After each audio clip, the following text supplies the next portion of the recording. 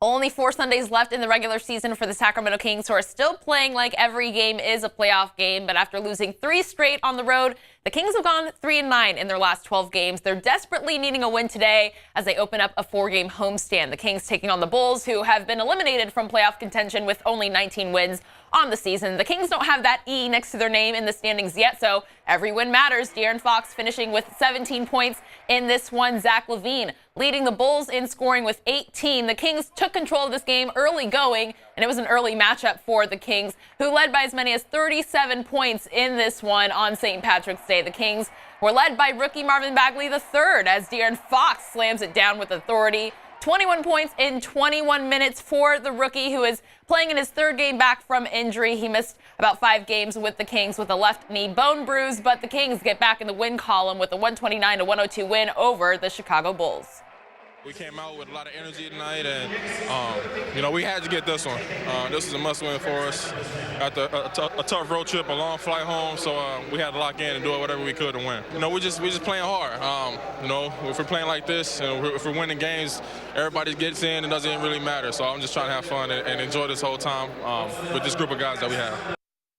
So taking a look at the playoff standings in the Western Conference, the Warriors are the only team to officially clinch in the West so far, as you see the Kings sitting 5.5 games out of the 8th and final playoff spot in the West. A couple games still going on today, but still a very tight race among the seeds 3 through 8. Every win matters. The Kings only have 13 games left in the regular season. We'll be talking much more about the Kings homestand, their playoff hopes tonight on Toyota Sports Extra at 11:35. And if you want to be a part of our Kings conversation, join our ABC 10 sports producer, Sean Cunningham, and myself on Facebook Live every Wednesday at 3 p.m. We'll be taking your questions on our ABC 10 Facebook page. We want to hear from you, so tweet us your questions and join in on the conversation on Wednesday. Switching gears to golf now, the final round of the Players' Championship at TPC Sawgrass. Rory McIlroy was 1 shot off the leader Jon Rahm going into Sunday. Tiger Woods finishing the weekend strong, shooting a round of 69. He does finish 6 under, tied for 30th. Rory McIlroy struggling a bit on the front 9, giving Jim Furyk an opportunity to move up the leaderboard. Furyk carding an eagle on the par 5 second. He birdies on 16 and 18. Jim Furyk making a final round surge, carding a 67, but finishing second to Rory McIlroy today, finishing 1 shot above Jim Furyk at 2 under 70, finishing 16 under on the tournament at the Players' Championship. Some nice momentum for Rory McIlroy on this St. Patrick's Day, coming with the Masters in just 1 month. Looking good out there for Rory McIlroy. Turning to NASCAR now, Kyle Busch had a solid weekend in Phoenix last weekend, sweeping both the Xfinity and the Monster Energy Cup Series races, getting closer to his 200th career win across all 3 NASCAR circuits. Today in Fontana, Busch rocking the green, and he had some luck on his side today. Busch dominating the first 2 stages of the race, but he suffered a late setback, a pit road speeding penalty, dropping him to 18th with 73 laps to go, but he finishes strong in the final 26, taking the lead. He never looked back. Kyle Busch picking up his 200th career win at Fontana there, and NASCAR's Kyle Larson, the Elk Grove native, finishes 7th at Fontana. So Kyle Busch, 2nd straight win for him. He's having a great season. Yeah, absolutely. That's awesome. And great for Larson as well. Yeah. Get on the board there. All right. Well, thank you. Well, there are only 4 Sundays left in the regular season for the Sacramento Kings, but do they even have a shot at ending the NBA's longest postseason drought this year? Join me and a St. Paddy's Day recap on Toyota Sports Extra coming up in just a few minutes right here on ABC 10. The Kings are back in Sacramento after going 1-3 on a disappointing road trip. We'll take you inside the locker room after a much-needed win and show you how rookie Marvin Bagley looked in one of his first games back from injury. And the Kings are opening a 4-game homestand with just 13 games left in the regular season, 6 games out of a playoff spot. We've got a playoff update for you. We'll give you our predictions and show you what else happened around the NBA as the postseason draws near. And it's time to fill out your bracket. Pick your Cinderella squad as the men's and women's NCAA tournaments prepare to tip off. The UC Davis Aggies are going dancing, and you'll hear from some of the star players who are now conference tournament champions. Plus, we're talking William Jessup hoops, golf, NASCAR, and much more. So stick around. Join me and ABC 10's Kevin John for a St. Paddy's Day nightcap on Toyota Sports Extra coming up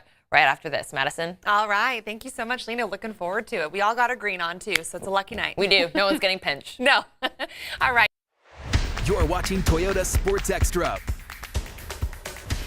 Welcome to Toyota Sports Section on ABC 10. Happy St. Patrick's Day, and hi, Mom and Dad, if you're still up watching. I'm Lina Washington. He's Kevin John. We've got a lot of ground to cover tonight. After a disappointing road trip, the Kings are back at home and back in the win column. We'll take you inside the locker room after the first of 4 home games this week. Yes, and Kings rookie Marvin Bagley III back in action after missing 5 games with a sprained knee. We'll show you how he looked in his return, and you'll hear from the former Duke star. Been here before, like 3 times now. We've gotten super close. My first year, we made it to the championship game. March Madness has officially arrived, and the UC Davis Aggies will be going dancing. We're talking college hoops and the NCAA tournament coming up. But we will begin tonight in the NBA, and there are only 4 seasons left in the regular season for the Kings, who are still playing like every game is a playoff game. After losing 3 straight on the road, the Kings have gone 3-9 in their last 12 contests. They're desperately needing a win today, and they open up a 4-game homestand at Golden One Center. The Kings taking on the Bulls, who have been eliminated from playoff contention with only 19 wins on the season. The Kings don't have that E next to their name in the standings yet, so every win matters. The Kings coming in having lost their last, or the Bulls, I should say, coming in losing their last 4 games. This is the second 3-game losing skid since the All-Star break for the Kings, who beat the Bulls earlier this season in Chicago. De'Aaron Fox finishing with 17 points in this one. Zach LaVine led the Bulls in scoring with 18. The Kings took control of this game early going, and it was an early contest. 3 p.m. tip-off. The Kings start off the second quarter with a 20-4 run. Check out this dunk by De'Aaron Fox. We've seen him get up a couple times this season. Sacramento leading by as many as 37 points in this game, and this time they didn't let it evaporate completely. Harry Giles came out with another solid performance. We'll talk about him more in a moment. The former Duke product had 16 points, 6 rebounds, and 3 blocks. The Kings were led by the other Duke rookie, Marvin Bagley III, 21 points, 9 rebounds, and 21 minutes of action. And the Kings get back in the win column. 129-102 is your final over the Bulls. The Kings looking like they were having some fun again. And it's a little bit relieving, and it's been, whether we talk about it or not, it feels like every game is a must-win, coming out of the break. And just to have a little bit of mental relief, I think, is good for us at this point in the season. It was something that we needed. We came out, we played, we guarded, shots went in, and it's good for that. And just try to get some momentum going into the next game. It felt great to get a win like that, just because it's been a while and just, we haven't been winning lately, so it just felt good just to get one. We just can't get too low when things are going bad for us. We were losing, we got to stay, the same as if we're winning. Learn from it. Don't get too low, and if we're winning, don't get too high. It's a long process, and we're still not done. All right, so up next for the Kings, the Brooklyn Nets are here on Tuesday. Sacramento snapping that losing skid at 3 games this afternoon, Kevin. But with 34 wins on the season, the Kings have their best record so far since 07-08. The playoffs still basically out of reach. They're still mathematically in the race, but the playoff games are they're here right now, but it doesn't look like they'll be playing them in April, Kevin. Yeah, that's so true, Lina. I mean, obviously it's been a grind since the All-Star break. They've been, 4-8, so getting back to what you said, mathematically, there is still a chance, all right? But they're going to need some help, which is exactly what they haven't had over the past couple of weeks. Teams above the Kings, the Clippers, Jazz, and Spurs, still winning enough games in doing so when Sacramento falters. The team everybody thought that would slip out of the playoff race was the Clippers, especially after they traded their best player, Tobias Harris, to Philly. But that's what you get for thinking. Yep, the Clippers have refused to go away. This afternoon, LA hosting the Kings' next opponent, the Brooklyn Nets, and Montrezl Harrell, a beast off the Clippers bench. 20 points, 3 blocks. Nets get 32 from D'Angelo Russell, but Lou Williams with 25 off the LA bench, including that game winner right there. Oh my goodness. His first game-ending buzzer beater. Kings win 119-116. Someone buy him a Shirley Temple. Kings gaining no ground on LA. Now, meanwhile, the other team from La La Land, the Lakers, at the Garden to face the Knicks. LeBron James taking some heat for sitting at the end of the bench. Some thinking he's taking a shot at Luke Walton. Frazier had something to say about that, or Lakers management, who knows? Just not supporting his teammates, apparently. Now, whatever the reason, just a bad look. Closing seconds of the game, LA down by 1. LeBron goes to work against Mario Hezonja. But look, he says, get that out of my kitchen. He swats LeBron, and the game is over. Knicks pick up their 14th win of the season. We're back in 30 seconds. All right, so take a look at the playoff standings out west. The Kings unable to gain ground, 6 games out of the playoffs now after the Clippers beat the Nets. Still a very tight race among seeds 3 through 8, so every win matters. The Kings have only 13 games left in the regular season, and things looking bleak. So, Lina, with that said, 13 games left to go. At this point, what are you looking for at the Kings in these remaining games? What can they still do to end the season on a positive note? Well, they've already ended the season. If the season ended today on a positive note, they've already improved their win total by 7 games from last season. They have a winning record for the first time in I don't know how long, but I think they can finish the season with 40 wins with my, calculations with looking at their schedule. I think 40 wins would be great. 45 will definitely get you into the playoffs. So knowing that that's within reach for this team as they develop, I think that's something that Kings fans can hang their hat on as the season comes to an end. What about you, Kevin? What do you hope to see in these last 13? The main thing I want to see is just them finish over 500. That would be such a big boost to these young guys. And plus, as they head off into the offseason and to next season, it's going to be tough in the West. Obviously, the West is the toughest conference, and year after year, you're going to see playoff teams that have to win at least, 45, 50 games to get in on the West. So at least with them ending above 500, that gives them a lot of optimism, a lot of encouragement, and hopefully the scores will be back and ready to go come next season. Well, we know the Scores will be back and ready to go on Tuesday when they look to get back to 500. The Brooklyn Nets are coming to town, a playoff team in the East at 36-36 on the season in that 7th spot in the Eastern Conference playoff standings. Now, coming into this Kings season, the focus remained on developing the young players, of course. A playoff race was a good way to distract some folks about that task at hand, but there's no better way to develop players than by putting them in a playoff race. And despite Sacramento's rough road since the All-Star break, one thing we have been entertained by is the two-headed monster out of Duke, Harry Giles and Marvin Bagley, 2 rookies being the bright spot for the Kings this season. One of them, 2 great personalities, both with loads of energy off the Kings bench. We've seen Marvin Bagley get a couple starts this year, but this afternoon's game against Chicago was just the most recent example of seeing these 2 on the floor at the same time, having an impact on the Kings in a big way, and it seems as if they are feeding off each other on the floor. I think both of them are, they're accentuating the positives and reducing the mistakes or the not as strong stuff. So I think they've been a little bit more aggressive. I think they've been a little bit less aggressive to thread the needle on passes. So there's less turnovers, and maybe they have a shot. Maybe they're playing to the second side and just growing up into pro basketball players and taking what the defense gives them. And so they're taking away some of the mistakes. And, it certainly feels good to have that happen, especially at home and on a Sunday afternoon. Starting to come to myself, just taking my time, patience, and just it's all starting to come along for me. It took some time, but it's right where I want to be, so making the right steps and just want to keep going with it. It's great playing with Harry. We're starting to figure out each other. Just know where each other's going to be at on the floor and just finding each other.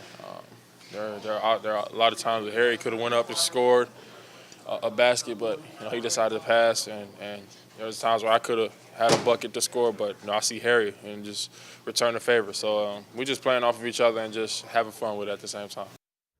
Good to see those 2 having fun. That's just a glimpse into something special that lies ahead for the future of this Kings team with Marvin Bagley and Harry Giles. Bagley with 21 points off the bench again this afternoon to lead the Kings in a much-needed win over the Bulls. And that's Bagley's just 3rd game back from that knee injury he suffered a couple weeks ago against the Bucks when they were here. He's still on a minutes restriction. Only 21 minutes of action today for Marvin Bagley in his 3rd game back. When we come back on Toyota Sports Section on ABC 10, it's the most wonderful time of the year. The bracket is out, March Madness is upon us, and we'll let you know who we like to win it all. And Irishman Rory McIlroy had himself a nice St. Patty's Day. We'll show you how the final round of the Players' Championship went at TPC Sawgrass.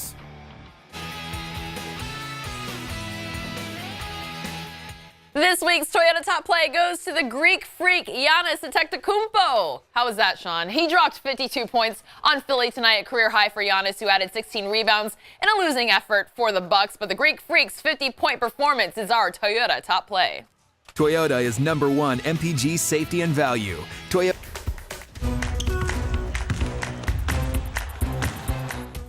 All right, a St. Patrick's Day version of Selection Sunday this year. After all the dust settles and the regular season and conference tournaments are in the rear view, you're now looking at the 4 number 1 seeds in this year's men's NCAA basketball tournament. Yeah, you guessed it. Duke, Virginia, North Carolina, and Gonzaga. Number 1 in the 4 regions of the bracket. The Duke Blue Devils, Sean Cunningham's favorite team, were selected as the tournament's top overall seed in the field of 68. And as we now look to fill up some of our brackets, you know, when I'm going to fill out my bracket, I'm just going to tell you this. The number 1 overall seed, Duke, that's who I'm going with. I think this is their best recruiting class they've had, at least and as long as I can remember. You got Zion back from Energy. That dude's an absolute beast, monster. I mean, a monster in a little college kid's body. I don't know how little that college kid's body is, but yes, Duke, I have them going all the way. My Final Four, almost all 1 seeds, but I actually have Tennessee coming out of Virginia's region. Yes. So I got the Vols doing a little something. They had a pretty remarkable season, but who else do you have in the Final Four? I'm interested. I didn't hear you say your Sun Devils were going to Well, I got to be somewhat know. realistic, but hey, they could make my Cinderella run all the way into the Elite Eight, but I'm not going to get too drunk on Bobby Hurley and what he was able to do this season. A little still salty about the Pac-12 championship game semifinal, so... You know. And you know, speaking of Cinderella runs, you know, that's one of the things I like about the brackets every year. Last year we saw UMCB upset Virginia, who was the number 1 overall seed last year. So this year, if I'm looking for an upset, I'm looking in the South at Old Dominion. Okay. There's just something about that team, and you know, Virginia again. I don't know if they're going to make it out the South. I mean, I think that their morale's a little bit down. Heck of a team though, but I think they may upset in the South, and who knows? We may see another Cinderella team come all the way.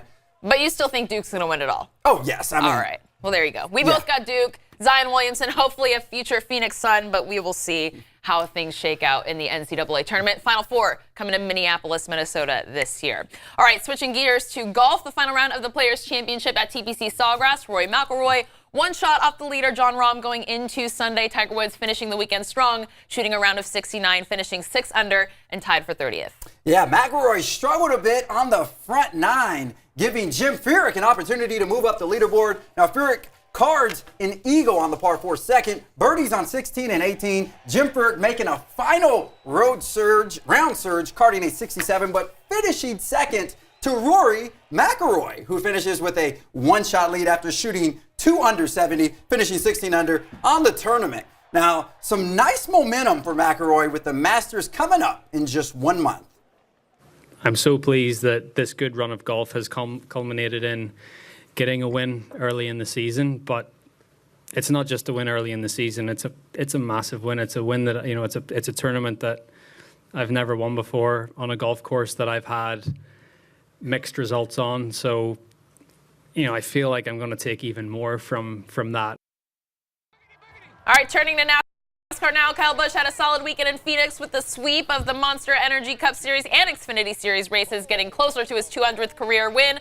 Across all 3 NASCAR circuits, he was dominating in Fontana today. He won the first 2 stages, but as you saw there, he got a pit road speeding penalty on the 3rd stage, so that dropped him back to 18th with 73 laps to go. But with 26 laps to go, Kyle Busch taking the lead, and he never looked back, finishing strong. Kyle Busch picking up his 200th career NASCAR win across all 3 circuits. Meanwhile, our Kyle Larson out of Elk Grove finishes 7th today at Fontana. Feels just like number 1. Feels just like yesterday. Man, I'm glad we put on a heck of a show for all these fans out here in California at Auto Club Speedway, and to win 200, I mean, it means a lot to me. It means a lot to all my guys, everybody at Joe Gibbs Racing. You guys are all the best. So Kyle Busch tying Richard Petty for 200 career wins. He is that much closer to making history and standing alone there. Not too shabby. Not too shabby for him. Great season so far. When we come back on Toyota Sports Action on ABC 10, Derek Carr meets his new best friend, Antonio Brown, and the Raiders introduce their new star wide receiver. Hear what AB had to say to Raider Nation. Oh, yeah, that's not the only free agency move the Raiders made this week. We're talking about some of the big-time signings coming in the NFL offseason thus far. Toyota Sports Extra will be right back. All right, turning to football now, where it's been hard to ignore what the Raiders have been doing this offseason. One of the brightest spots in all of the National Football League will be calling the East Bay his home for the Raiders' final season in Oakland. This guy, Antonio Brown, introduced to Raider Nation for the first time earlier this week. Yeah, that's former Steelers All-Pro wide receiver, like Lina said, Mr. Antonio Brown, holding the number 84 Raiders jersey yesterday at team headquarters. Now, introduced to the local media at the press conference, he was flanked by Coach John Gruden and General Manager Mike Mayock. Now, Oakland sent a 3rd and 5th round draft pick back to Pittsburgh in exchange for one of the brightest stars in the NFL. It was what a great opportunity for me and my family. I know I'm excited just how I got here, and I'm looking forward to making these guys proud. We want to continue to improve this football team. We don't want to have a good receiving core. I want to have the best receiving core in football, and I think to have the best, you got to have the best. And in my opinion, we acquired the best wide receiver in football, and let's get to work. OG, special delivery. What's up, bro? What's up, baby? You good? I'm feeling good. How you doing? How you doing, brother? That's not his Postmates delivery, man. That's Antonio Brown surprising quarterback Derek Carr at his house Wednesday before the presser. Brown wasting little time, starting off the process of building chemistry with his new teammates in Oakland. He and Derek Carr worked out together later that day, and Brown agreed to the new deal with the Raiders, paying him $50 million for the next 3 seasons. $30 million will be guaranteed money. And we saw that Antonio Brown tweeted love at first sight with that video of him and Derek Carr at the Pro Bowl together. So it looks like chemistry is already building between these two. Absolutely. Can I just say I'm glad that Brown finally got rid of that orange mustache he had going on, blonde mustache, could be back. you know. It could make a return. Who knows? But at any rate, yes, like you said, you know, you see the chemistry building between the both of them. Him making house calls, and it looks like Derek Carr has truly embraced this guy, wants him on the team. So we'll see what he can do with, obviously, Amari Cooper not there for the following season. Well, hopefully Antonio Brown embraces the football a lot more next season. But that was just the beginning for the Raiders, who've been very busy in the last week or so, signing off offensive tackle Trent Brown, safety LaMarcus Joyner, and wideout Tyrell Williams, all to 4-year deals. Receiver J.J. Nelson and defensive tackle Jonathan Hankins have also been inked to new deals in Oakland. So they're making moves, trying to up their win total from last year's 4-12 campaign. Yeah, making money moves. Now, there have been a couple other big offseason moves this week. Odell Beckham Jr., you may have heard of him, traded from the Giants to the Browns. Yep. I don't know if you like this one, Lina. Le'Veon Bell signs with the Jets. The Jaguars released Blake Bortles and signed Nick Foles. The 49ers have also been busy, too, signing the likes of linebacker Quan Alexander, wide receiver Jordan Matthews. So, you know, obviously the Niners making some moves, Raiders making some moves. I mean, this has been an exciting NFL offseason so far. So far, yeah, a lot of new faces in the Bay Area. All right, now let's talk some football with a U. Sacramento Republic FC coming off a chilly but spirited home opener last weekend, starting with a draw over at Papa Murphy's Park. The club hitting the road this weekend, but it was a hometown product showing out for Sacramento in this match. Sacramento Republic FC in Colorado Springs taking on the Switchbacks, and this is all you need to see right here. Cameron Iwasa, we've seen a lot of him because he is the club's all-time leading goal scorer. He had a penalty kick here, and the Jesuit High School product scoring the lone goal in this one as Sac Republic FC comes back from Colorado with a 1-0 win, and Cameron Iwasa doing his thing for Republic FC on the road in this match. They're back home at Papa Murphy's Park hosting next weekend. When we come back on Toyota Sports Extra, we're going dancing with this week's Dignity Health Sports Standout. Toyota Sports Extra will be... Time to meet this week's Dignity Health Sports Standout. There's tons of talent on this UC Davis women's basketball team, led by a pair of twin guards and this year's Big West Conference Player of the Year, and they have a 3-time Big West Coach of the Year leading the way. The Aggies looking to keep their stellar season rolling into the NCAA tournament. I want them to just go down this week, have fun, enjoy every moment, have fun playing together. And, you know, we're going to be prepared, we're going to play hard, and we're going to just see what happens. The past couple of years, we've had a little bit of pressure, a little bit of expectations on ourselves coming into this game, but I think that at least for me, Courtney Carley, like, we've been here before. Like, 3 times now, we've gotten super close. My first year, we made it to the championship game. The last couple seasons really have prepared us. Like, we know what it feels like to lose in both of these games coming up, and I think that experience and that just knowing that hurt and that, like, it just makes you more hungry. It really does. And you know, we want these 2 wins more than anything. We went 15-1 in conference, and yeah, so I think there is a target on our back, but like, we embrace that target. We really do. For sure. Yeah, we know people are going to be gunning for us, and we're ready for it. We're excited. Yeah, we're excited. I think this year, more than any year, all three of us have played together the most, and it's been awesome. You know, I had such an incredible experience here as a student athlete, and to be able to help provide that for my students is really special. So it's been unbelievable. This senior class is absolutely incredible. It's just full of talent, but also just incredible people and leaders, and it's going to be tough to replace. All right, now here's what it looked like Thursday morning as the Aggies departed for Anaheim. High fives going on. Going in as the top seed in the tournament, they only had to win 2 games to earn the conference tournament title and a spot in the big dance. Now, after making quick work of UC Irvine in the semifinals, facing number 2 Hawaii in the conference championship game, this is the Aggies' 3rd title game in 4 years. Now, Hawaii would jump out to a 14-point lead at the half, but back comes UC Davis. The 3 seniors, the Eaton sisters, and Morgan Birch putting the team on their back in the second half. Birch led all scorers with 24 points in this game, was also named the tournament MVP. Now, UC Davis erased a 17-point deficit. The Aggies go on to beat Hawaii to win the Big West Conference Tournament Championship 58-50. That's your final one. Near storybook ending for these 3 seniors.